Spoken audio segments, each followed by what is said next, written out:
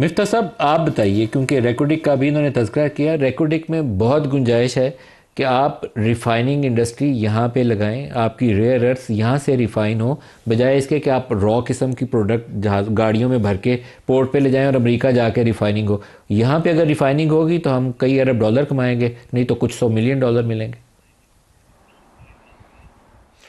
سر یہ فیصلہ انویسٹرز کے اوپر چھوڑ دینا۔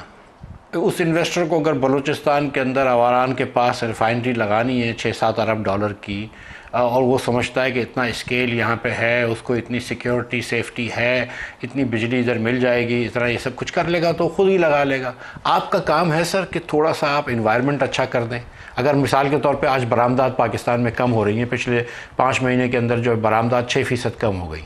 اب آپ اس میں آپ برا بھلا کہہ سکتے ہیں کہ ہمارے ایکسپورٹرز اچھے نہیں ہیں، ہمارے ٹیکسٹائل مل والے اچھے نہیں ہیں، لیکن اگر آپ بجلی اور گیس سستی کر دیں، اپنا انوائرمنٹ اچھا کر دیں تو ایکسپورٹ بڑھ جائے گی۔ اسی طرح یہ ریفائنری اگر لگا رہا ہے کوئی، تو یہ فیصلہ میرے خیال سے ہم کو پرائیویٹ سیکٹر پہ چھوڑ دینا چاہیے۔ اسی طرح جیسے کہ اب یہ جو عارف حبیب کمپنی کنسورشیم نے خریدا ہے، اب یہ کوئی وائٹ باڈی جہاز 777 لاتے ہیں یا 787 لاتے ہیں یا A330 لاتے ہیں، یہ ان کی مرضی ہے، ہم کو اس پہ نہیں بولنا چاہیے کچھ کہ بھائی تم کو کیا کرنا ہے۔ ہم نے بات یہ کی ہے کہ آپ نے 125 ارب روپیہ اس ایئر لائن میں ڈالنا ہے، کس طرح یہ ڈالتے ہیں وہ پرائیویٹ سیکٹر کو کرنے دیں۔ تو میرا یہ خیال ہے کہ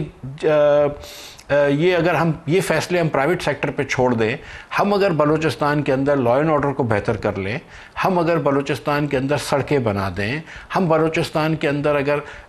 دوسری سہولیات پیدا کر دیں تاکہ پڑھے لکھے پاکستانی وہاں رہنے کے لیے تیار ہوں، وہاں پہ اسکولیں ہوں، 1-2 اور مائنز کھل جائیں، تو میں سمجھتا ہوں کہ خود بخود انویسٹرز، کسی کو پیسہ برا نہیں لگتا، وہ ریفائنری کھول دیں گے، اسمیلٹرز کھول دیں گے، سب کچھ کر لیں گے۔ لیکن جب تک یہ انفراسٹرکچر نہیں ہوگا تو یہ باتیں کرنی کہ نہیں آپ ریفائنری بھی لگاؤ اور یہ بھی لگاؤ، نہیں، اس کو پرائیویٹ سیکٹر کو چھوڑ دیں اس پہ کرنے فیصلہ۔ مفتاح صاحب، شاہد صاحب کی تو باتیں آپ نے سن، بہت بڑی دلی خواہش ہے کہ یہاں سے ایئر لائن وہ بنے جیسے آپ نے کہا کہ یہاں سے لوگ قطر کی جہاز ڈھونڈتے ہیں، ایمریٹس پہ بیٹھتے ہیں، برٹش ایئر ویز کی فلائٹ لیتے ہیں ڈائریکٹ لندن کے لیے، وائی ناٹ PIA؟ تو اس کے لیے سرمایہ چاہیے اور حکومت کو فیسیلیٹیٹ کرنا چاہیے، رکاوٹیں نہیں ڈالنی چاہیے۔ سر دیکھیں، ہماری جو سول ایویشن ہے، میں معذرت کے ساتھ کہتا ہوں، اس کی کوشش یہ ہوتی ہے کہ ایئر لائن کے اوپر رکاوٹیں کرے، اس کی کوشش یہ نہیں ہوتی کہ ایئر لائن جو ہے وہ آسانی سے چل سکے۔ یہ بات میں آپ کو یقین سے بتا رہا ہوں۔ اور ہمارے ایئرپورٹس کے چارجز بھی زیادہ ہوتے ہیں، ہمارے مسائل بھی زیادہ ہوتے ہیں، مطلب یہ ہم وہ کرتے ہیں، تبھی ہماری چیزیں جو ہیں وہ ہم ان کو پنپنے نہیں دیتے۔ لیکن اللہ کرے گا تو یہ تھوڑی سی چینج ہوگی۔ اس میں جو ایک ان کے پارٹنر ہیں فرٹیلائزر، فوجی فرٹیلائزر، آئی تھنک اس سے تھوڑا سا ان کو پولیٹیکل سپورٹ بھی مل جائے گی انشاءاللہ۔ دیکھیں یہ ابھی بھی پاکستان کی ایئر لائن ہے، ٹھیک ہے، یہ عارف حبیب صاحب، گور اعجاز صاحب، فواد مختار صاحب، یہ لوگ ہیں، لیکن یہ بھی اتنے ہی پاکستانی ہیں جتنی حکومت پاکستان ہے۔ تو we should all be proud of PIA، and inshallah this PIA will become a symbol for Pakistan once again, a positive symbol